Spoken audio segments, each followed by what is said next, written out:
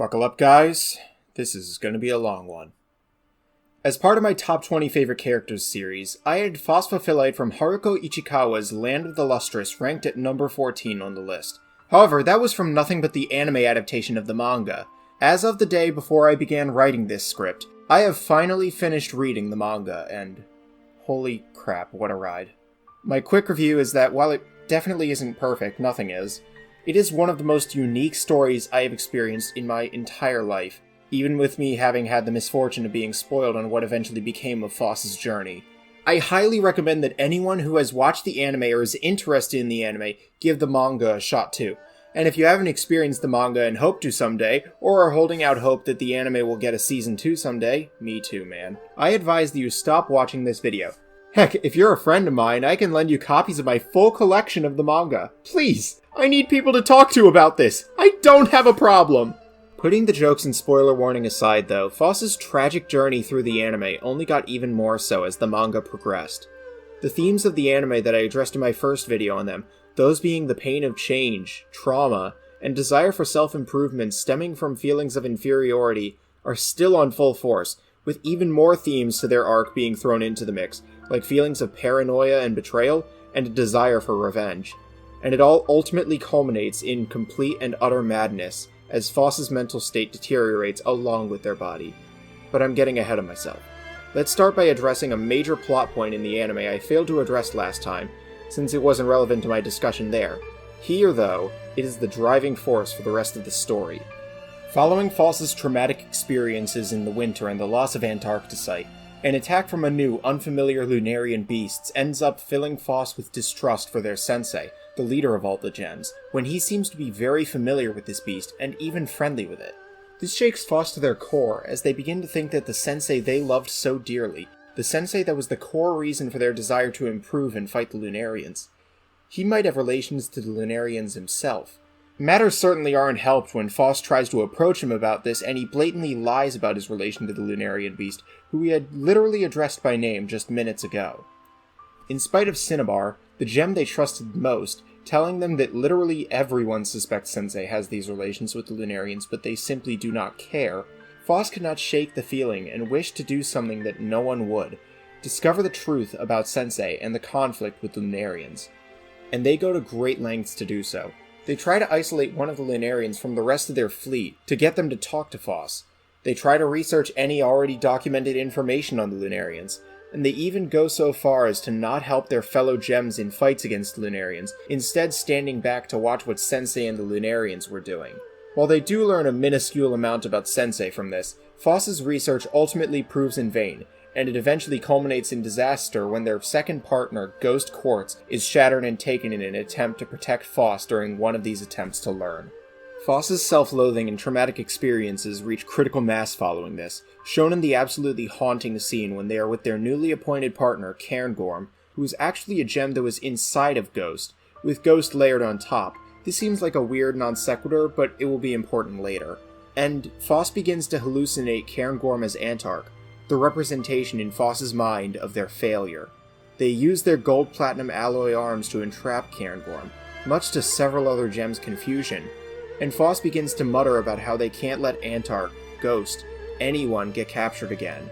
They soon start to address Watermelon Tourmaline, another gem that came to inquire what they were doing, as Antark as well. Every gem was just another potential Antark in their eyes, and as their anguish and anxiety built, the alloy in their body expands and seeps out of their head, causing it to burst into pieces. Following this, Phos devotes to dropping their suspicions of Sensei because of the consequences that had happened, and elect to just fit in with the rest of the gems, going on simple missions to stop the Lunarians like the rest of them. After doing this for a while, they actually start to hit a bit of a groove, and finally begin to at least seem somewhat satisfied and at peace. Of course, this could not possibly last, and on what was supposed to be one last mission before the upcoming winter, a moment of recklessness led to Phos being decapitated, and their head being taken to the moon. With what was left of their body remaining unconscious, Sensei found himself with no choice but to have the head of Lapis Lazuli, a gem whose body had been taken centuries ago but had left behind, onto Phos's body. Not one gem was thrilled with this plan. In fact, this is when everyone began to wonder if, with less than half of their original Phosphophyllite body even left, if they'd even be Phos anymore. When Phos finally awakens again after 102 years of sleep, with the new Lapis head and a dream of the original Lapis urging them to continue their quest to learn about Sensei and the Lunarians, it is truly unclear if this gem is Phos or some combination of the two gems. In spite of what had happened to them prior, they follow Lapis's desire and continue their investigation of Sensei. The ongoing investigation only results in Phos becoming much more aggravated by Sensei than ever before. Now that they have decided to directly address Sensei about the matter, he hardly even seems concerned and refuses to elaborate on anything that Phos asks beyond a simple yes or no at best. This perceived indifference to Phos's queries persists even when they mention the one thing he specifically hid from them prior: humans. Seeing that they were not going to be able to get any answers on Earth, Phos finds themselves with no choice but to let themselves be captured and go to the moon. In spite of the immense danger, Phos manages to get there mostly safe and gets all of the answers they wanted. Met by the Prince of the Lunarians, Aechmea, and surprised that the Lunarians could talk at all, he essentially gives Phos the rundown on all of the answers they had been seeking. Sensei Kongo is a machine made by the humans several thousands of years ago, designed for the purpose of preying for human souls, those being the Lunarians, so that they could pass on to nothingness. However, thousands of years ago, he had stopped working and no longer preyed for the Lunarians, leaving several of them trapped in immortality for thousands of years, wanting nothing more than to pass on and end their suffering. To that end, they had gone to drastic measures to get Kongo to prey, primarily by taking away the gems that he loved so dearly and spreading their remains, ground into powder, across the moon's surface. By performing such acts of cruelty, they hoped to make Kongo desperate and prey away the Lunarians so that they would stop, but he never did. This leaves Phos completely enraged and filled with disdain for the sensei they once loved, all admiration that was still left evaporating. Learning that he was a soulless machine as Aechmea would want Phos to believe certainly didn't help, and neither did Kongo's silence on these matters when they saw no reason for them to be kept secret. Furthermore, the way Phos saw it, there was no reason not to pray, as if he did, the Lunarians would be gone forever and the gems would be safe. Literally everyone would get what they wanted. However, this is because, as revealed later on, Kongo's error in his programming was that he could no longer pray without sending every descendant of humanity, Lustrous and Lunarian, to nothingness. But Phos was intentionally left in the dark about this by Aechmea, and regrettably, they would never come to learn the truth. Thinking that what they were doing was right, and wanting nothing more than to save all of the gems from an eternity of conflict, Phos takes drastic measures and, upon returning to Earth, recruits a handful of gems to join them on the moon, hoping that such betrayal would spark something inside Kongo to work again. Of course, though, it didn't. They continue to plan in attempts to get him to pray. They launched a pseudo-attack on their old home to show the other gems how they were safe and, in the case of one particular gem, Podboradsha, better off without Kongo, hoping to get more on their side. At this point, though, all of the gems left on Earth had nothing but disdain for Phos. Partially due to some paranoia-fueled groupthink, they all labeled Phos as the ultimate enemy of the gems, a traitor who could convince anyone to betray them with their sharp tongue. They refused to even give Phos the time of day, and this attempt ended in a brutal failure, in more ways than one. Not only had the Earth gems condemned them as an enemy, but Phos's attempts to help everyone were only hurting the gems that were with them. This is hammered in most when Cairngorm, who Phos held in high regard as a close friend and partner, now hates them and claims that they only ever helped them because it was Ghost's final wish that they've now denounced. Every single gem either hated Phos, was completely indifferent to their efforts and struggles, or was directly harmed by their efforts. Phos was truly alone, with nothing left but a desire to have Kongo pray so they can at least accomplish their mission and save the gems that now hated them. They go to Earth once more, alone and unarmed. They simply request that Kongo pray, and after everything that has happened to Phos, and the love that Kongo still had for them in spite of everything, a fact known by both of them, the machine recognized all of the suffering that the gem had gone through, and recognized them as marks of being human. With that, he begins to pray for Phos, but still he stops once more. When Phos asks one more time, every single Earth gem attacks Phos at once, shattering the gem, and spreading their pieces across the island to hopefully never be found again. And indeed, Phos was left unfound for 220 years. Phos awoke after Congo put them back together, unable to stop caring for them. But half of their body was still missing, and after everything, Phos's body is far from the only thing that's broken. Their mind has completely deteriorated from the sheer misery they have endured for all these centuries, and now all they want is for Congo to finally pray, and for what Aechmea describes as the most human desire of all, revenge. After being rescued to the moon and recovering physically, Phos declares that they will go to the Earth and grind all of the gems into powder and ultimately, finally make Congo pray. Bear in mind, Phos still doesn't know that praying will kill all of the gems. They're just so physically and mentally broken that they just desire to finish their long ongoing mission, as if they don't even recall the reason anymore. They no longer care if they have to shatter all the Earth gems to do it. In fact, Phos relishes the thought after all of the suffering they've put them through. Descending upon Earth with hundreds upon hundreds of lunarians, they initiate the full-scale assault with few, if any, gems being spared. They watched the destruction of countless of their former allies, ones that they had hurt in their pursuit of what was best for them all. When Euclase begs for Phos to simply take them to the moon so that they can discuss a more peaceful solution, Phos sees it as too little too late and mercilessly smashes their head in. After everything, Phos is fresh out of empathy and mercy. Everything culminates in a one-on-one duel against Cinnabar, who they once wished to find a perfect job for. Inadvertently, they succeeded. The perfect job for Cinnabar was protecting the other gems from Phos. Unfortunately, Phos still came out on top, but as Cinnabar thanked them for giving them this job, and their mercury ended up absorbed into Phos's body, a shred of sanity returned to them. In this climax, Phos manages to reclaim their empathy and recall their true goal of saving the gems, and somberly declares that they'll make sure all the gems they just shattered will be reassembled once they finish the mission and get Congo to pray. Except that wasn't what would happen, because Aechmea had another plan for Phos since the very beginning. After a heart-wrenching send-off to the past where Phos sees a vision of their original self and can't even recognize them anymore, they finally meet Congo with an ultimatum: pray or break. He chooses the latter, and shatters into dust on the spot, leaving behind only his right eye, and thanking Phos for freeing him from his eternal job, telling them to use the eye to be the one to pray instead.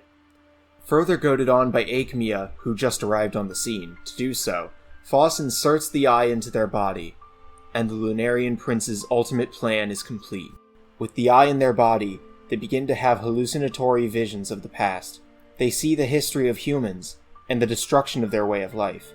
In the following chapter, it is revealed that this is just the start of a 10,000-year-long process that will ultimately see Phos inherit Congo's role as the divine being of prayer. For all of their efforts to help the gems and the Lunarians, in a way, Phos indirectly succeeded. The gems they shattered were taken to the moon and reconstructed and, along with all of the previously shattered and dusted gems that were recently revived, including Antark, every single one of them was transformed into a Lunarian to live on the moon in peace with the other Lunarians. Even Congo got to become one, and live in peace, free of his burden. Because of Phos's actions, peace had finally come, and all previously shattered gems were back and well. Their reward for all of their efforts, however, was centuries of hatred and disdain from those they wanted to help, deceit from those they looked up to, betrayal from those they held close, and 10,000 years of isolation and suffering, alone on Earth, while everyone got to live joyously on the moon. Aechmea's final line in Chapter 95 hammers it home, as he tells the Lunarians to have a pleasant 10,000 years before they go to nothingness. Phos is shown writhing on the ground in agony. And the worst part is that they weren't even the one to directly accomplish these goals.